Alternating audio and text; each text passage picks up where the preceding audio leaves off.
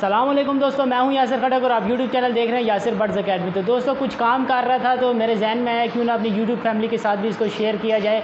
और बीच में मुझे ख्याल है जब मैं टूल्स वगैरह इकट्ठे कर रहा था, सारे टूल्स मैंने इकट्ठे कर दिए हैं, आपको दिखा भी जाता हूँ। और ये देखें, आज करने वाला हूँ बेसिकली ये जाली का काम। आपको बताया था बिल्ली से केज को कैसे सिक्योर करूँगा। इसके बाद गर्मियों में मच्छर से भी इसका फुल हिफाजत हो जाएगी, क्योंकि ये केज जो है अब मेरे पास लाइफ टाइम इंशाल्लाह चलने वाला है। इसमें डव लगेगी और बताया था मैंने कि इसको सिक्योर बनाऊँगा। तो इसको सिक्योर बनाने के लिए मैं आज काम करूँगा। और टूल्स मैं दिखा देता हूँ आपको। ये मैं देखें इंची टेप भी ले आया हूँ और इससे मैं पहले नाप लूँगा, उस हिसाब से जाली कटेगी। जाली काटने के लिए मैं एक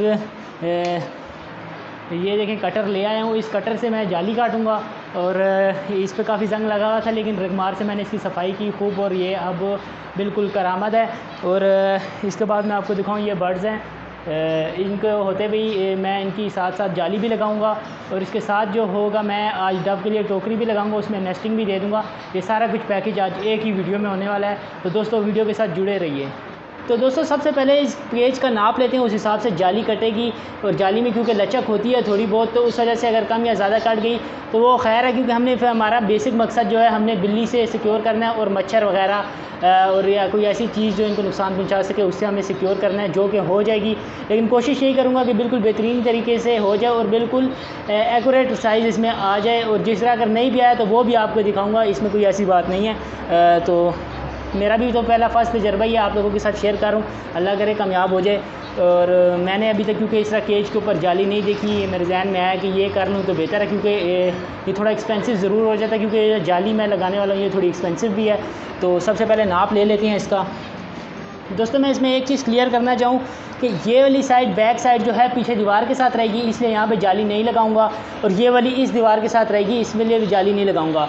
और मेरे पास एक और ऑप्शन भी है, जाली के बगैर भी मैं सिक्योर कर सकता हूँ, क्योंकि इसके दरमियान में मेरे पास पार्टीशन भी पड़ी है।